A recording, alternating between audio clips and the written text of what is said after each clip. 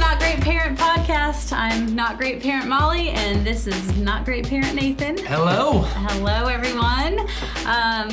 We are proud to be Not Great Parents. Yeah. We have kind of what might seem like a silly name, but Yes. the idea behind it is that we are parents who are striving to raise our children in the goodness of God, Yes. and not necessarily the greatness that the world tells us to do. Yes. So I'm sorry. I'm listening to you do this whole thing, and I'm looking at the confession we're talking about today, and I go, Molly feels a little burned out right we're now. doing a series on confessions, and you know what? This one might be mine. I was about to say, I was like, Molly's like, I can tell you're like, I say this thing every time. No, I'm starting to think like, am I saying it the same way every time? Or did I just normally I start with the great and then go to the goodness, and partway through I was like, whatever.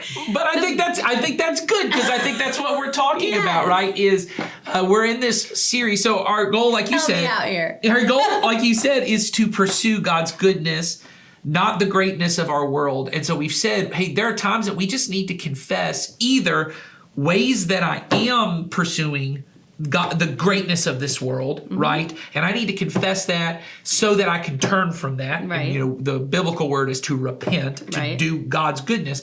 Or ways that I am pursuing God's goodness, and I need to confess that so we can confirm it, because it is so different than the way this world is. And I'm feeling bad about it because maybe I'm getting some different thing from the world. Culture, the world, or whatever it is. And today's confession, I think, is one that if you are pursuing greatness, you would never say out loud, which is, I feel burned out. I feel burned out. There, I said it. Yes. I feel burned out. Burnout is one of those things that now has become, especially if you're in like the corporate world, and even a lot of people don't think of it this way, but the church world, especially our kind of branch of church world, is now almost so lined in with like corporate lingo. This idea of burnout has been, for at least the last, I'd say 10 years, has been a big thing. Is people are getting burned out. Burned out, leaving ministry. Burned out, changing professions. Right. Burned out, and everyone's resetting. Burned out, whatever it is. And everyone's trying to find a way. Or real corporate lingo, because like a year ago I was speaking this talk, pivoting to something new. Oh, there you go. I like that. Pivot to something new. But everyone is talking about how do we keep people from burning out. And what I find very funny is in the corporate world, and also sadly in the ministry world, what they really are saying is, how can we continue to put high demands on people and them? It's almost like not truly burn out like forever. Yes. How can I put more weight on this horse before I have to shoot it? Yeah. Like how long? What's their breaking point? At what point does the horse's leg break so many times I actually have that's to? That's a little rough how you worded it there. But I just said that's what people mean. What they mean is, how can I keep people from realizing these are inhumane demands that are being placed on people, and how can I make sure? But now to get back to it, that is what most of us, when it comes to parenting, it's the way we operate. How can I overload my kid's schedule? How can I, as mom and dad, be super mom, super dad, do everything, do all the things, have the great experiences for my family, have this great relationship with my husband or significant other, have this great relationship with my children, make all the money, can have feel the personally job, fulfilled go on at work, all the vacations, make the most of every moment we have. And not get burned out. And not get burned out. How do I make sure I don't become the horse that gets shot? So I, the person who's sitting here saying, I feel burned out, am about to tell you about this. Well, but I think we're all guilty of it. And I think we are too. I think everybody experiences some level of burnout in some moment area of their life. And parenting, I do think, is one that we often feel the squeeze, so to speak, in the moment of, oh. Another way to say this, and I've heard some parents say to me, they go, I feel bad saying this, I want to just stop being a mom. I want to just run away. Or I'm just going to go away for, I wish I could just pack my bag and go away for a weekend. Yeah, and then come back. I'd be like a new mom. I just want to be something else. And so, what I hear when, where I'll start, are we going to correct this? Are we going to confirm it? I don't want to confirm the idea of, well, just give up and be done, burnout. But I also don't want to correct and saying you should never feel tired. Mm-hmm. I think it's this mixture in between of being able to say, it is normal and natural to feel, let me say this. It is normal and natural that at the pace most of us live, you will feel burned out. Yes. It is not the way God intended us to live. And so if you are feeling burned out, it does not mean you are a bad mom or a bad dad or that you don't love your kids. What it may very well mean is you have set demands on yourself or a pace of life for yourself that God did not intend for you to carry. You are carrying too much. And by that, I do not mean your kids. I don't mean just, well, drop them off, I'm done. I think I'll just have 2 instead of 4. You guys are extra dead weight. Yeah. Get them out. Hey, you 2 weigh too much. Get out of the car. Not me. that. We're not suggesting that. You hang your honors. Get on out of here. No, what I mean. Stage 5 clingers. Yeah.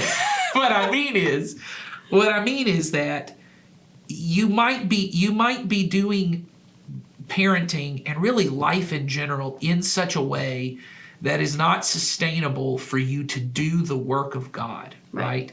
The pace at which you are doing the work of God may be destroying the work God wants to do in you. Right. And, I'm clearly feeling that right now. And sometimes it might be something that happens in a season, right? So in my case, we had a whole bunch of extra things come up. We had a death in the family that... Yes. And there were some things I didn't protect, some boundaries, which made some additional layers for me and having people staying in my house and things like that. But sometimes it is there are things that the event I couldn't control, but then there were some other things within it. So sometimes these things are in a short season. Well, so that burnout isn't necessarily like a long-term thing. Yeah, I think those are 2 different things, though. And I think that's an important distinction to make for people. I think it is normal and natural that when there is extra burdens on your family, extra activities, there's an unexpected death in the family.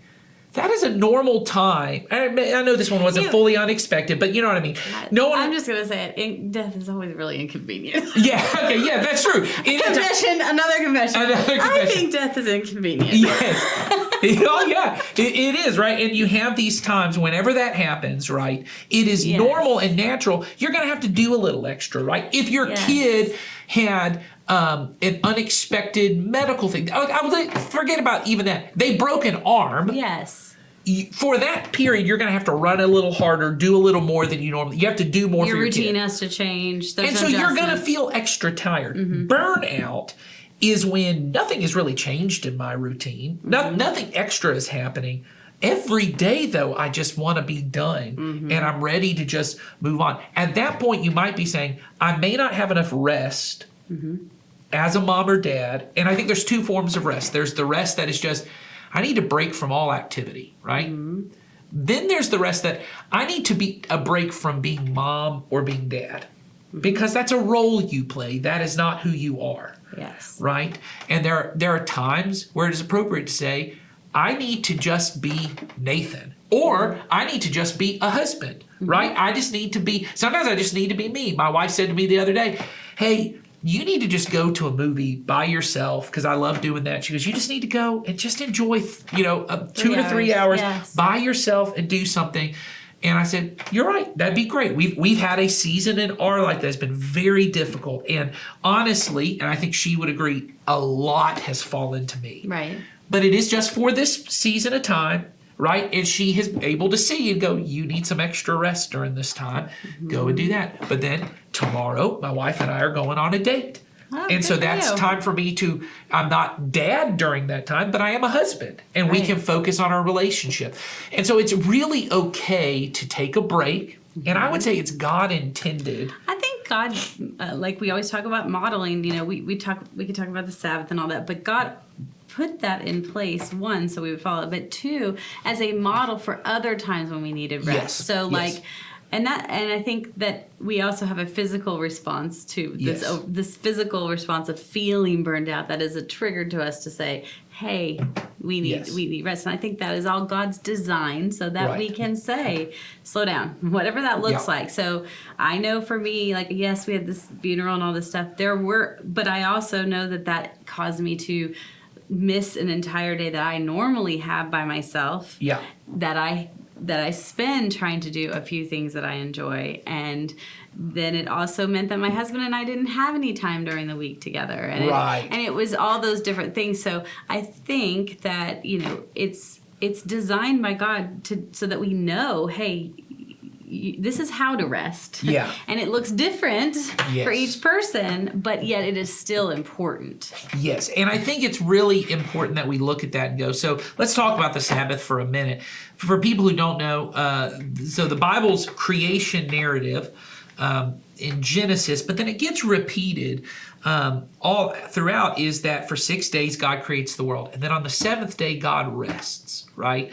And it's kind of this interesting part of the story that God is just choosing to rest. Now, the idea behind that originally, just in the creation narrative, is that in the ancient world, the way that the creation narrative is said is that God is creating a temple for himself. And the way that the gods would always end creating their temple is they would sit on their throne and they would rest from the war they had to do. Mm-hmm. Normally in ancient creation stories, it was the gods are at war, our God won the war, and now they sit on their throne and they rest from their battles. Well, our God doesn't do war to create the world. He doesn't do violence to create. It's this life-giving, things are giving birth and things are happening and God is bringing order to chaos and he's doing all this. Then at the end, God sits in his temple, which is the entire world. Mm-hmm. The entire world is his temple, and then he rests. But then when God frees the people of Israel out of slavery, so they've been slaves in Egypt for 400 years, and he takes them out of Egypt, and he gives them the 10 commandments. Right in the middle, he gives them this commandment where he says, you shall keep the Sabbath day holy. And then it's the longest of all the commands, yet it's the one none of us think we have to keep. Yeah, because we live a life of business. Right. He comes in and says that, you should honor the Sabbath day, keep it holy. And he says, because you were slaves in Egypt, and you had to work every day. But the Lord has freed you from that. And to remind you of that, you choose not to work on the seventh day. You choose to rest. Mm-hmm. Then he adds a whole bunch of other stuff to it. He then says, every seventh year, you're to let the land rest. Mm-hmm. You're supposed to, for the 6 years leading up to your Sabbath year, you collect enough food that you can let the entire land rest. Then every 7 times 7 years, so every 49 years is what's called the year of Jubilee, which is the time that all debts are erased. Bet some of you are wishing that was coming around. Yeah, that's right. All your debts are erased.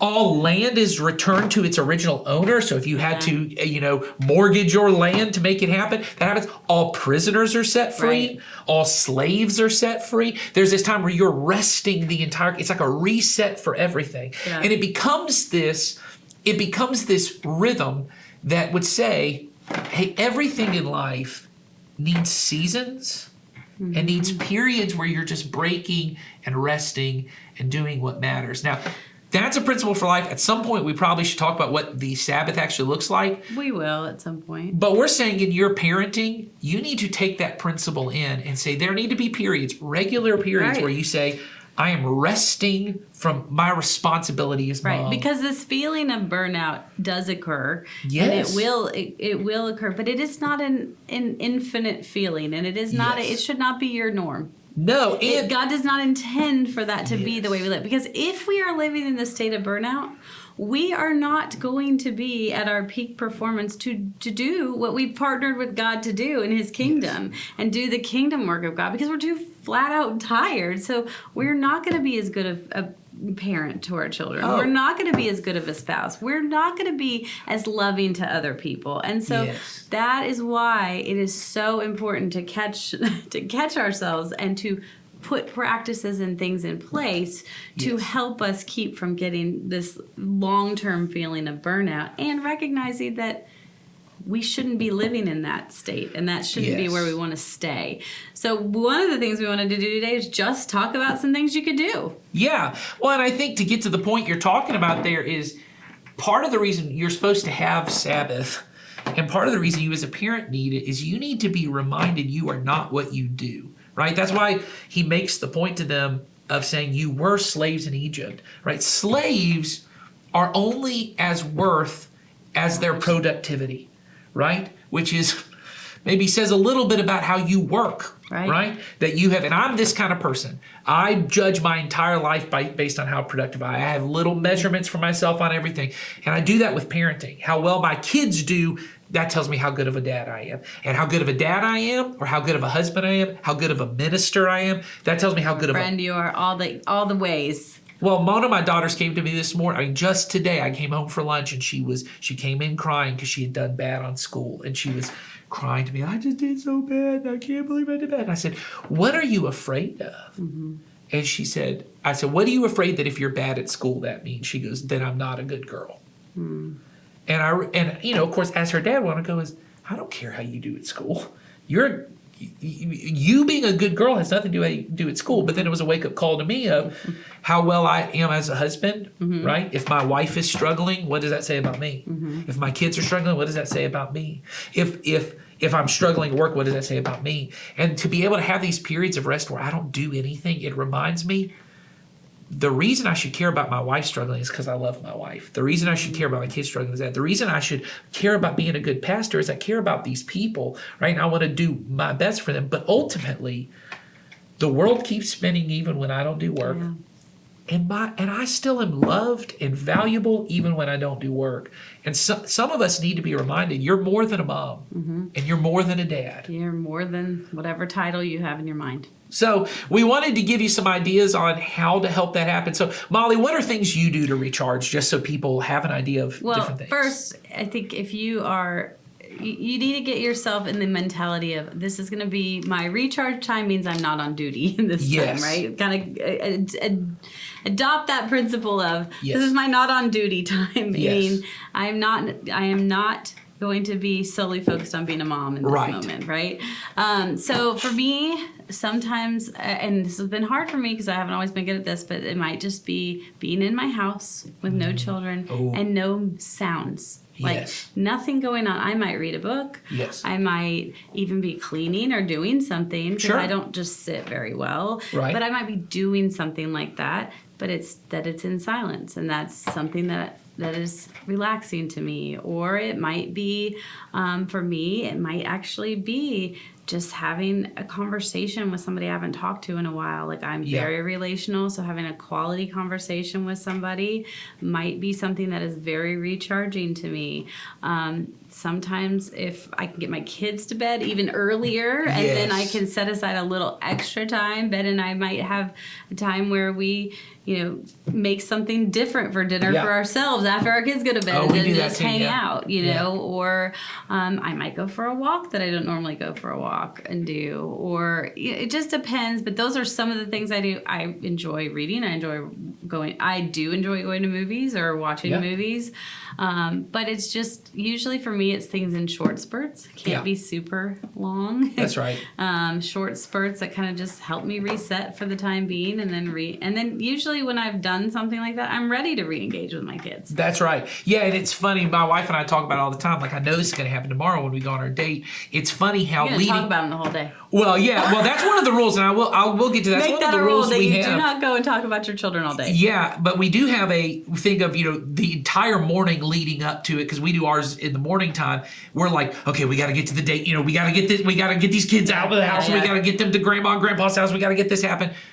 And then, funny enough, 3 hours in, we're like, I wonder what they're doing right now. I wonder what the kids are doing. I wonder what they're doing. I wonder what cute thing they've got. Oh, I can't wait to see them. But it does. It makes you then get excited to see them again and be the kind of parent you want to be. But the thing I was going to say was, I think is really important is, I think you need to have there are two different kinds of, Sabbaths that you need to have. You need to have this mini break. Right? Mm-hmm. Every day. You need to have some time every day that you get off time. This is why we talk about it. We'll probably talk about it at some point again. You need to have a bedtime for your kids. Mm-hmm. Letting your 3-year-old stay up to 1 a.m. It's not good for them. I mean, there's tons of research on sleep that would tell you it's not good for them. It's not good for you. Mm-hmm. And it's not good for them that for you, and if you're married, you and your spouse don't get to build that relationship. That's not long-term good for your kid. That's going to be our upcoming confession of My kid runs my house. Oh, yes. That'll be a good one. But Yes. yeah, I think that's a whole thing, right? Thing. So you need to have that. So these are mine when you talk about tell things. me yours. So I wake up earlier than my kids every day, which is tough because kids wake up early. But I tend to wake up, I'll just say, I wake up at about 5:20 every day. And then I have about an hour and a half before they are allowed to come downstairs because we have a set bedtime. We also have a time you're allowed to leave your room because just because you wake up at 4:45 doesn't mean everyone else wakes up at 4:45. Yes, and if you have a little kid and you think that they can't look at time, here's what you do. You can buy something on Amazon, Alexa with a light, and you can set it so that the light only changes when they can come out of their room. All kinds of stuff you can do. But you can just be smarter what we than said them. to our kids when they were little is you're not allowed to leave your room till I come and get you. There you go. But that's okay too. So either way, I like that one too. If you want to, they now have clocks in their room, but they can tell time. So I get up and I have a quiet prayer time with just me and God.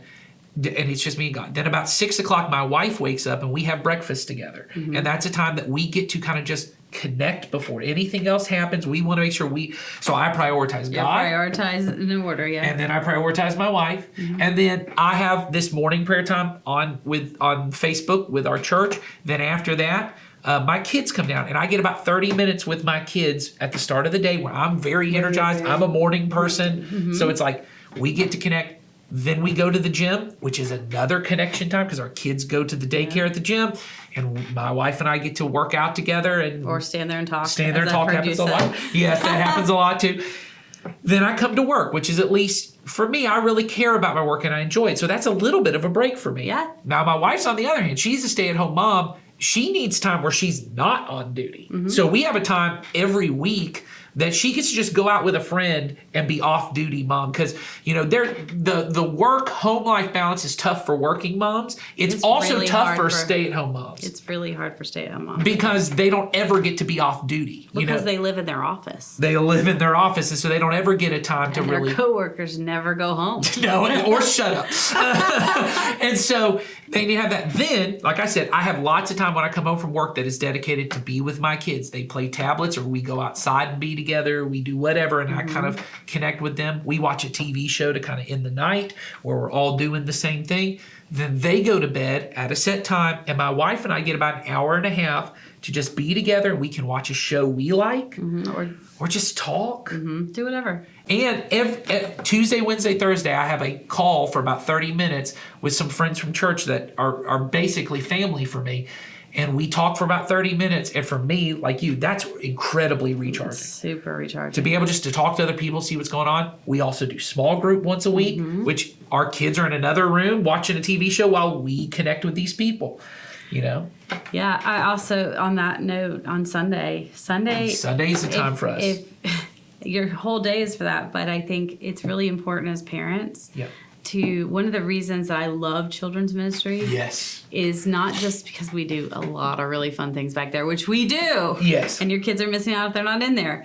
But it's because that is 1 hour that we can literally gift parents to recharge. Yes. And so saying, I am practically begging parents not to take their children with them into service because it is 1 hour of off-duty time that we can give a parent and build into them. And so if you're not coming on Sunday, first of all, come on. Second of all, bring your kids to us and you just have that hour and start if you serve, being present. You get 2 hours. If you serve, you get 2. And being present in that is incredibly recharging in those moments. And maybe it won't feel that way on first or second week or if you came once a month, but the more you do it, the more that time becomes sacred to you and sacred to your recharging. And so I think those are important to have a routine where I get it. But then there are in more extended periods. We have date days where maybe once a month, we try to do it twice a month if we can. We get to let our kids go to the grandparents' house, or we have other people in the church who are just very kind and go, hey, we'll take your kids for a little bit. And we get to just go off and be a married couple together, right? Yeah. And then, like I said, my wife has a time she leaves, just go be not even a mom, not even a wife, just go be herself and be with a friend. her, yeah. And she will say to me occasionally, hey, you need to just go be you, do something you enjoy. And I love going to the movies, so that's it for me. But we know it's sometimes tough to figure out what to do, and so we got the family movie night guys back together. The family movie night guys are going to talk about some movies. Some parent-only movies and TV We're shows. liking the parent-only thing because it gives you guys a chance to be off duty. And That's right. enjoy. Think of things that you wouldn't watch with your kids. Maybe you're tired of watching Bluey. Yeah. Maybe you're or only watching Super Mario Brothers movie Yes. for the 15th time. That's my house. Yes, and you want to watch something that you would enjoy. Yes. And that's what we're going to give you a chance to do. So enjoy this, and we'll see you all next time. bye. Bye.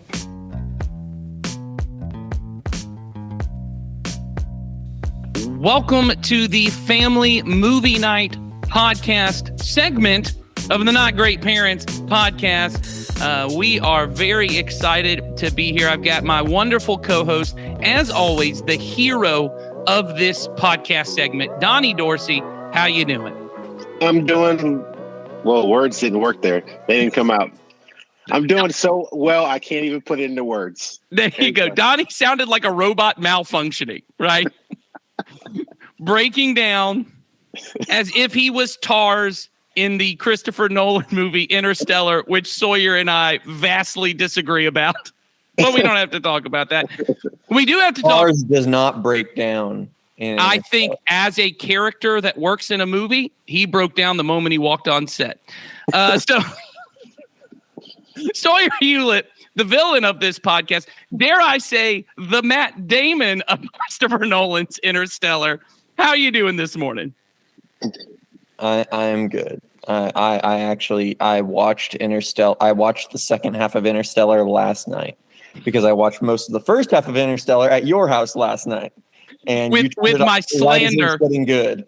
Yes, with my slander of Interstellar happening right in his ear, he had to go home, get a palate cleanser of just mainlining Interstellar without me involved. Is that correct? Yeah. I mean, dude, the part when he's spinning, oh my gosh, it's so good. Hans Zimmer on the organ. You know what, Sawyer? I can tell how excited you are. I'm just going to leave that alone. We don't need to talk about it. You get the last word on that one. Interstellar, of all the Christopher Nolan movies I've ever seen, it is definitely one of them. So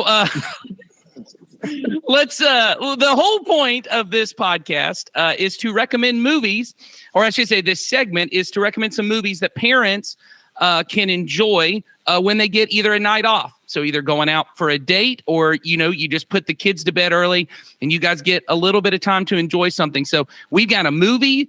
Each of us brought a movie and each of us brought a TV show that we thought, if you've got time for a movie, if it's a date, this might be a good movie to watch. And if you've got a little less time, maybe this would be something you could watch over multiple nights, as Molly and I have talked about, of having a set bedtime for your kids and making sure you get some time just for you and your spouse, or if you're a single parent, just for you to kind of decompress. So let's start with the TV shows here. So I think parents probably often get more of an opportunity to watch TV because it's more likely you're going to have 30 minutes or an hour than you are going to have, 2 hours set aside. So Sawyer, I'm going to come to you first on a TV show that you would recommend for parents to enjoy.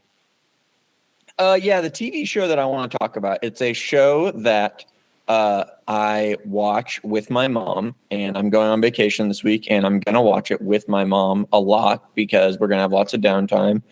And that show is none other. I only watch this show with my mom. I will never watch it with anyone other than my mom.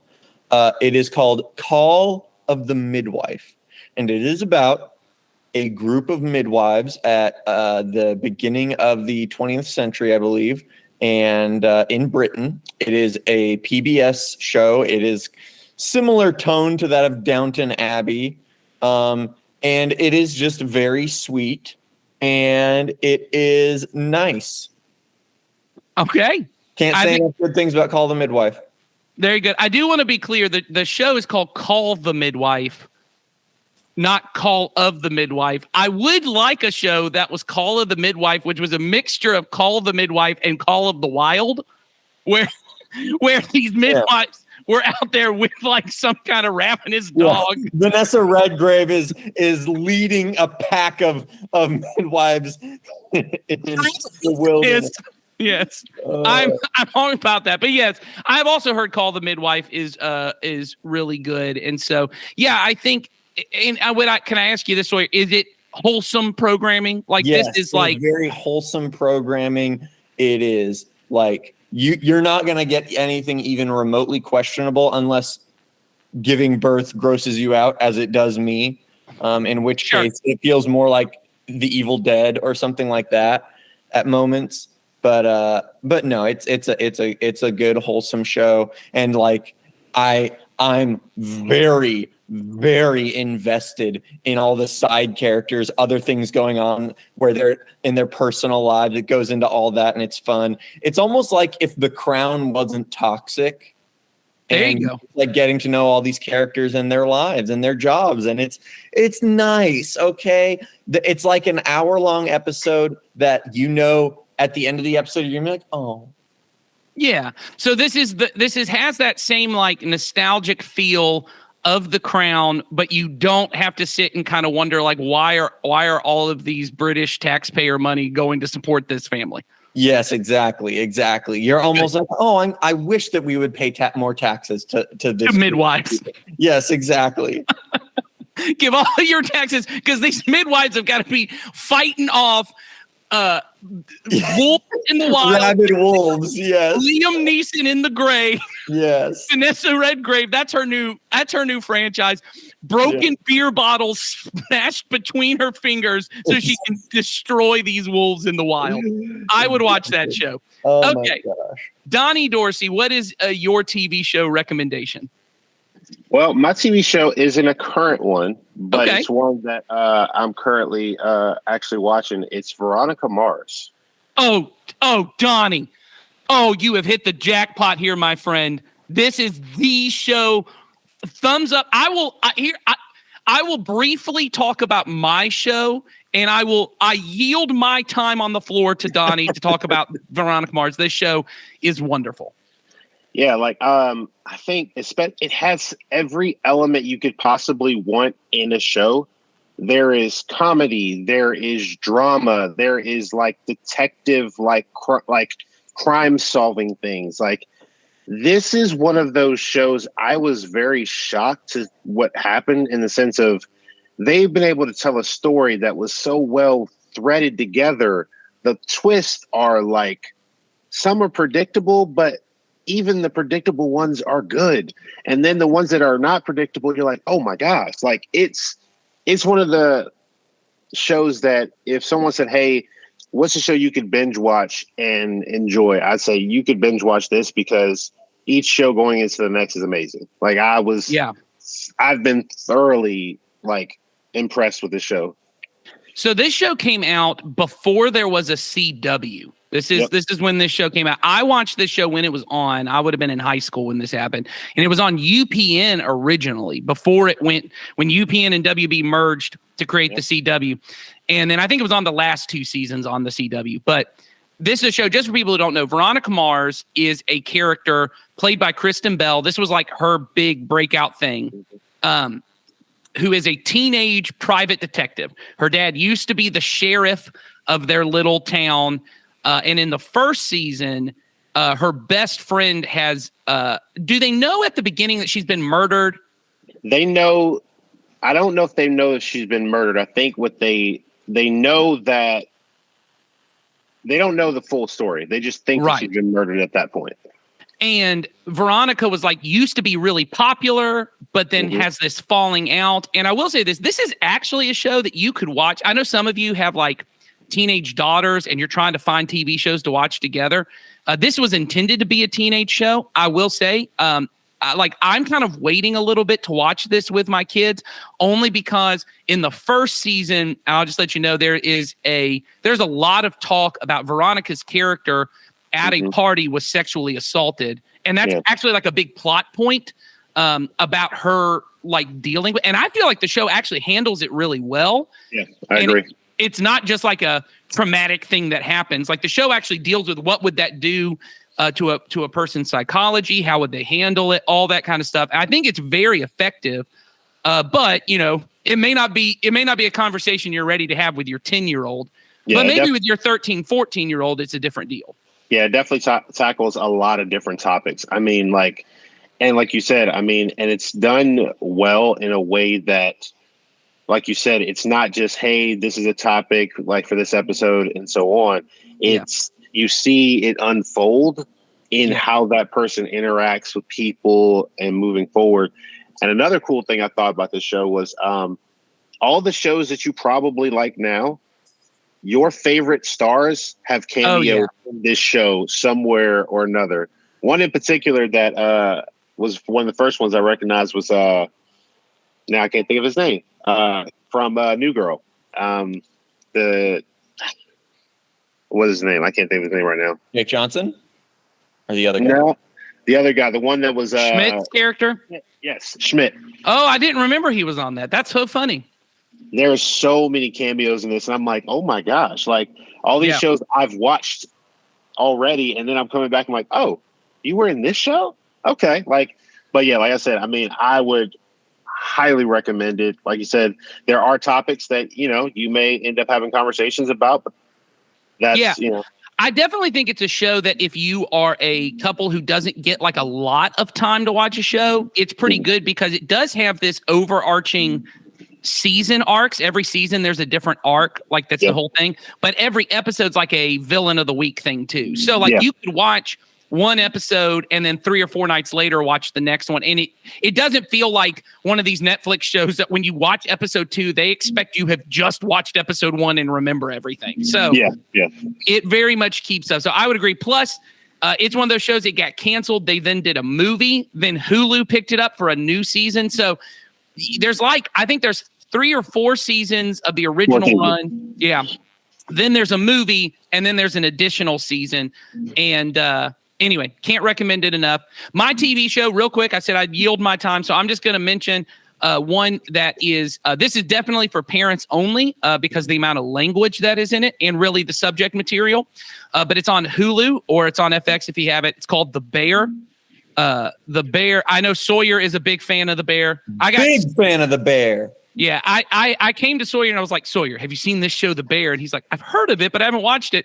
And I said, you need to go watch it. Then I got a text like 3 hours later. He's like, The Bear is awesome. You can watch the whole show in like 4 hours. It's like, yes, because here's what I was going to say. There are a couple episodes, like in the second season, there's one that's almost like a mini movie. It's like an hour and 15 minutes. But all the other ones are 30 minutes, which is what got me into it. My wife and I often don't have a lot of time to, invest in shows that used to be 45-minute shows. But for some reason, every show now is an hour and 15 minutes by itself. And this is a 30-minute comedic drama about and once again, I said it's heavier subject matter. It's about a guy who moves back to Chicago, which is where he's from, because his brother has died, I'll say in a tragic way, in case you have kids listening. But he ended up taking his own life is the issue in it. And his brother was an addict and was running a restaurant, but he, the main character in this show, was basically the sous chef, the second in line at it's like a 3 or 4 Michelin star restaurant in New York. He's this amazing chef. He comes back, but he's basically running his brother's sandwich shop. And so he's this really high-end chef. He comes back, but the whole place is dysfunctional. It is falling apart. The people who are in it, their lives are falling apart. And very much like Ted Lasso, this is a show about a guy just doing good things for people who are in broken, messy situations, and their lives get better. But by the nature, unlike Ted Lasso, this is not as much. There are funny moments, but it's not as much of a comedy as Ted Lasso. And so the people in this show, they talk like people with broken lives. There's a lot of language. And if that makes you uncomfortable, I get why you may not want to watch it.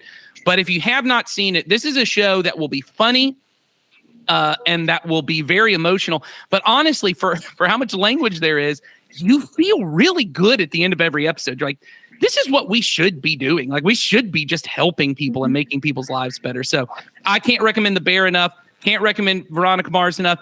And I will say this, Sawyer, with my daughters, you actually have got me thinking maybe I'll check out Call the Midwife because it is on Netflix. We're always looking for some good, wholesome, female-centered content for them. Now, I will say, I know Sawyer's next pick is also some good female-centered content.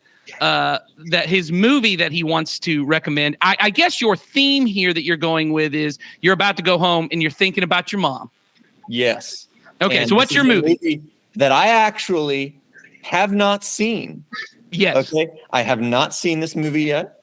I am going to watch it for the first time with my mom. I'm going to take her to the theater, and we are going to sit down at the Alamo Drafthouse in Springfield, Missouri, and we're going to watch the movie that at that point will have crossed $1 billion at the box office, known only as Barbie. And I am very excited. Everyone who I respect and disrespect has said that this movie is great. Okay. Where do I fit on that? The respect or disrespect? You fit on respect. Okay. Okay. You fit on respect. I promise. Okay. But literally everyone who I know is like, oh, Barbie, that's a good movie. Okay. There are a small group of internet brain rotted people who don't like this movie, and I don't care for them. And I haven't even seen the movie. I don't need to have seen the movie to simply know they are wrong. Barbie is a good movie. I don't know simply because I haven't seen it if I would say it's good for just parents or kids also. I just don't know. But Nathan, you've seen it, right? Yeah, I took my kids to see it, and I will say I don't think there's anything wildly inappropriate for kids, but I will say the movie, I think it's actually a perfect date night movie because I will say this. It is the funniest movie I've seen in theaters in a long time, but not not like kid jokes. They're not dirty jokes. They're not jokes that you'd be uncomfortable for your kids to hear. They're just not jokes that those kids would get. Like there's an entire scene and the entire joke is around why men love singing Matchbox 20 songs. And it's hilarious. I have heard the legend of this moment in the movie, and I like break out in hives just thinking about it. Like I need to see this movie. And there are definitely moments. I understand the people who think it's too preachy. I don't think it's any more preachy than any other movie that has something to say about issues in our world. But it definitely is very funny. I think both men and women will enjoy it. So I agree. I think you should take your kids to see it, and they will like it because it's bright, it's colorful, there's dance sequences. But it was remarkable to me how much this movie was more for the parents than it was for the kids, even more than like Pixar. It's not one of those where it's like, man, the kids are really invested, but this is like, it's really for the adults, and somehow the kids also get something out of it. It's like the reverse of a Pixar movie. So I think it's a great date night movie. Donnie, you got a movie to recommend? I recommend the third installment in Guardians of the Galaxy. Yes. I thought this movie literally did everything it needed to do. It gave you backstory of characters you didn't know about. It gave you more depth to each of the characters you already knew. It made you could through this movie, you cried, you laughed, you got angry. It was like all the emotions. Like it was just a whole emotional bucket. You were an emotional, everywhere, all over the place. It was great. Great movie. I will echo Guardians of the Galaxy Volume 3 praise. Yeah, it's a great movie, and it has. I feel like this is another good date movie. Honestly, I think there's a lot of crossover that can happen with this movie. I love this movie. Yeah. So I totally agree. Think Guardians of the Galaxy 3 is awesome. It was one of my favorite experiences in the theater. Especially if you like Guardians of the Galaxy. And I think this really works. I mean, it is a fitting conclusion. I don't think it does anything that the other ones don't do. It's going to be funny. It's going to make you want to cry at parts. It's going to have all the things that you expect. And I will say for the parents, because I know several parents who the Guardians are kind of the edgiest of the MCU movies. This might be one that if you don't want your kids to watch it, it would be a great one for you and your spouse to see. I think you'll have a great time. So the movie I want to recommend to kind of close this out is I want to recommend a movie that I watched. I don't know. I actually watched this without my wife, but I've been considering going back to watch it with her. This is kind of a different it's 2.5 hours. But so is Guardians of the Galaxy. So you're gonna have to dedicate some time to this. It's the movie The Fabelmans. It's Spielberg's most recent movie. It is a movie really about his growing up and his life, and it's about a young boy who wants to learn to make films, but really it's about his family. It's kind of about the breaking apart of his family, and it's got all the things you would want from a coming of age movie, but it's directed by Steven Spielberg. And I mean, that John Williams score. Yeah, I was going to say, if it does not sell you just here's a good, like, growing up, it's going to make you want to cry. It's going to make you, like, your spirit rise up within you. It has all the things that we love about coming of age movies, but it's from Spielberg, and it's about his life, and it's just great. I think if that's something that interests you, then you're going to be into it. If not, I get why you may not want to watch it, but if those kind of wholesome family coming of age movie things, those movies just work for me almost every time. And so I think all these movies, great recommends. The TV shows also great recommends. You guys came in with surprising picks that I was not expecting. But most importantly, we hope you find time with your spouse or by yourself or with some friends to just have time not being mom, not being dad, and just getting to enjoy some time together. So, hey, we thank you guys for watching, and we will see you next time on the Not Great Parents podcast.